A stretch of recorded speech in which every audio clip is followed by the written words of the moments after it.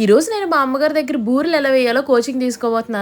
మీలో ఎంతమందికి ఆషాఢంలో అమ్మవార్లకు నైవేద్యం పెట్టుకునే అలవాటు ఉంది? మేము ఎవ్రీ ఇయర్ ఆషాఢంలో ఏదో ఒక రోజు వారం కలిసి వచ్చేలా చూసుకుని ఇలా నైవేద్యం పెట్టుకుంటుంటాం. కానీ ఈసారి ఏంటో మా అమ్మగారు ఆషాఢం ఆఖరి వచ్చేసేంత వరకు కూడా నైవేద్యం పెట్టుకోవాలన్న సంగతే మర్చిపోయారు. అదృష్టంగా ఆ సంగతి ఆఖరి వారంలో గుర్తొచ్చిందండి. అందుకే ఇంకా ఆలస్యం చేయకుండా పెట్టేసుకున్నాం. ఆషాఢ మాసంలో పెళ్లిళ్ళు పండుగలు అంటే ఉండవు, కానీ అమ్మవార్ల గుళ్ళ దగ్గర మాత్రం భక్తులు బాగా పండగ చేసుకుంటారు. మాకు దగ్గరలో ఇక్కడ పెద్దాపురంలో, కాండ్రకోటలో, అలాగే తలుపులమ్మలో ఇలా మా చుట్టుపక్కల చాలా పవర్ఫుల్ అయిన అమ్మవార్ల గుళ్ళు ఉన్నాయి. మీ ఏరియాలో అలా మోస్ట్ పవర్ఫుల్ అమ్మవారి గుడి ఎక్కడుందో కమెంట్ చేసేయండి. నైవేద్యం పెట్టుకోవడం కోసం మా అమ్మగారు ఇక్కడ బూరెలు వేస్తుంటే నేను వెళ్ళి వీడియో తీస్తున్నా. ప్రతిసారి నేను వేయడం, నువ్వు వీడియో తీయడం తప్ప నువ్వు నేర్చుకోవని మా అమ్మగారు కొంచెం గడ్డి పెట్టారు. ఈసారి బూరెలు ఎలా వేయాలో నేను నీకు నేర్పిస్తా. అలా నేర్చుకుని నువ్వే మాత్రం వేయగలుగుతున్నావో అది వీడియో తీసి పెట్టని నాకు టాస్క్ ఇచ్చారు. అబ్బే ట్రై చేస్తున్నా ఎంత ట్రై చేస్తున్నా పునుకుల్లా వస్తున్నాయి కానీ బూరెల్లో మాత్రం రావట్లేదండి.